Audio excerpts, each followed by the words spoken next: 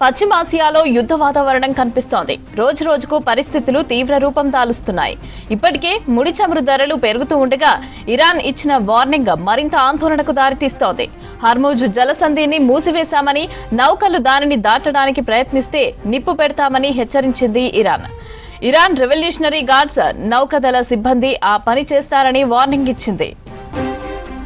Hormuz ప్రపంచ ఇంధనానికి జీవనాడి వంటిది. కేవలం కొన్ని కిలోమీటర్ల వెడల్పు ఉన్న ఈ ప్రదేశం నుంచి ప్రపంచం వాడే చమురులో 5వ వంతు ఇక్కడి నుంచే సప్లై అవుతోంది.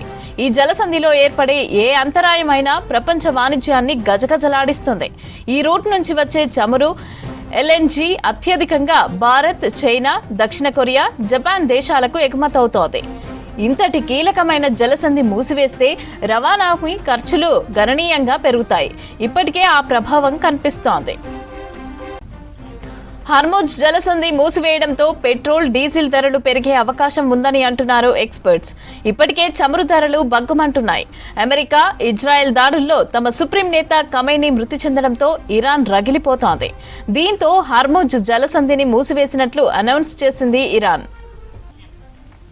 ఇరాన్ దక్షిణ సరిహద్దులో ఉన్న హర్ముజ్ జలసంధి పెర్షియన్ గల్ఫ్ను ఒమన్ గల్ఫ్, అరేబియా సముద్రంతో కలుపుతోంది. హర్ముజ్ జలసంధి మూసివేయటం వల్ల భారత్పై తీవ్ర ప్రభావం పడే అవకాశం ఉందంటున్నారు నిపుణులు.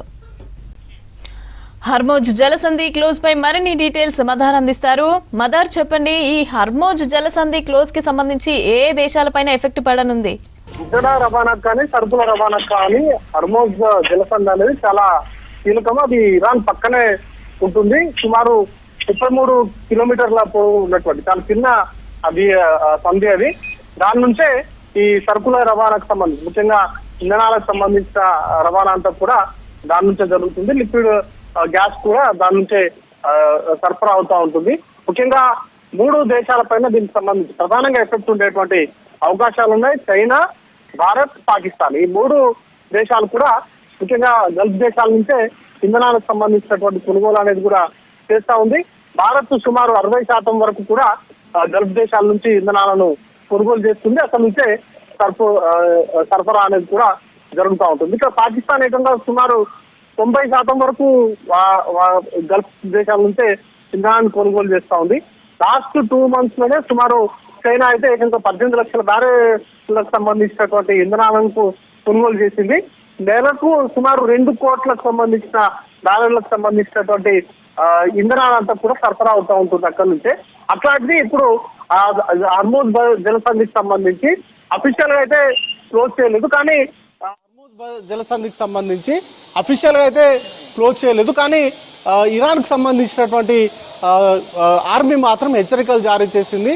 దాని నుంచి సరుకు రవాణాను ఆపాలి, తమ పైన దాడులు కొనసాగితే తాము హర్ముజ్ జలసంధిని మూసేస్తామంటూ కూడా ఇప్పటికే హెచ్చరికలు జారీ చేసింది. గతంలో కూడా ఇరాన్ పైన దాడి చేస్తున్నటువంటి సందర్భంలో ఇరాన్ ఇట్లాంటి బెదిరింపు ఒకసారి చేసింది. ఇప్పుడు కూడా తాజాగా ఆ దేశం పైన కనివిని ఎరగనిస్తారు. గతంలో ఎప్పుడు జరగనటువంటి స్థాయిలో ఆ దేశం పైన దాడి జరుగుతున్నటువంటి నేపథ్యంలో ఇప్పుడు ఇరాన్ తాజాగా ఈ నిర్ణయం తీసుకున్నట్లుగా కూడా అంతర్జాతీయ మీడియా కథనాలు వస్తున్నాయి. ముఖ్యంగా రైటర్స్ దీనికి సంబంధించినటువంటి వార్తా కథనాన్ని కూడా ప్రచురించింది.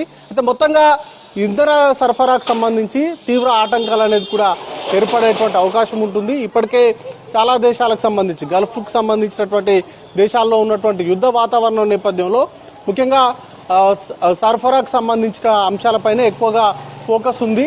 వాటికి సంబంధించినటువంటి అంశాలు అంతర్జాతీయ ట్రేడింగ్ని కూడా వాటిపైన తీవ్ర ప్రభావం చూపించేటువంటి స్థాయిలో వీటికి సంబంధించినటువంటి వ్యవహారం అంతా ఉంటుంది.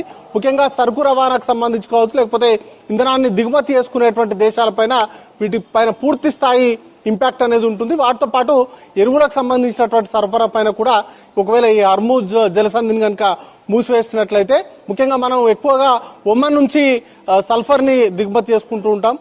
సుమారు అక్కడి నుంచే ఎక్కువ మొత్తంలో దేశానికి దిగుమతి అవుతూ ఉంటుంది.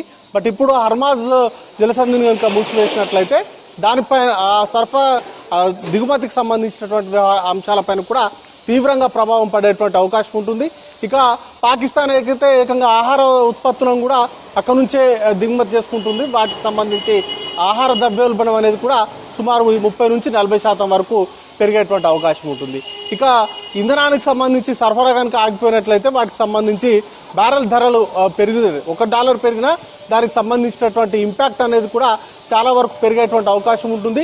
ప్రస్తుతానికి సుమారు 70 నుంచి 80% వరకు బ్యారెల్ అనేది కూడా పలుకుతా ఉంది. అది కనుక 100 నుంచి 150 వరకు డాలర్లకు పెరిగేటువంటి అవకాశం ఉంటుందంటూ కూడా అంతర్జాతీయ నిపుణులు ఎక్స్పెక్ట్ చేస్తా ఉన్నారు. అది కనుక జరిగినట్లయితే దేశంలో ముఖ్యంగా పెట్రోల్ కావచ్చు, పెట్రోల్ ఉత్పత్తులకు సంబంధించినటువంటి ధరలు భారీగా పెరిగేటువంటి అవకాశం ఉంటుంది.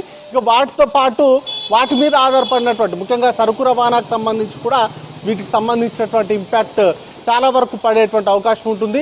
ఇక కంటైనర్లకు సంబంధించినటువంటి రవాణాకు సంబంధించి సుమారు 2,000 నుంచి $3,000 వరకు అదనంగా ఛార్జ్ చేసేటువంటి అవకాశాలు కనబడతా ఉన్నాయి. అదే కనుక జరిగినట్లయితే ఖచ్చితంగా అంతర్జాతీయ మార్కెట్లో చాలా వస్తువులకు సంబంధించినటువంటి ధరలు అనేది కూడా పెరిగేటువంటి అవకాశం ఉంటుంది. కాబట్టి సాధ్యమైనంత త్వరగా ప్రస్తుతం పశ్చిమాసియా దేశాల్లో నెలకొని ఉన్నటువంటి అశాంతిని తొలగించేలాగా అన్ని దేశాలు కూడా ఒత్తిడి తెస్తున్నప్పటికీ ఇరాన్ అలాగే ఇజ్రాయెల్, అమెరికా పరస్పరం దాడులు చేసుకోవడం కావచ్చు, వాటి ఆధారంగా వీటికి సంబంధించినటువంటి అన్ని అంశాలపైన కూడా తీవ్రమైనటువంటి ప్రభావం పడేటువంటి అవకాశం ఉంది. ముఖ్యంగా భారత్కు సంబంధించి సుమారు 60% వరకు కూడా ఇంధనాన్ని అక్కడి నుంచే దిగుమతి చేసుకుంటున్నాం కాబట్టి పూర్తి స్థాయిలో వాటికి సంబంధించినటువంటి ఇంపాక్ట్ భారత్ పైన తీవ్రంగా పడేటువంటి అవకాశం ఉంది. మమత.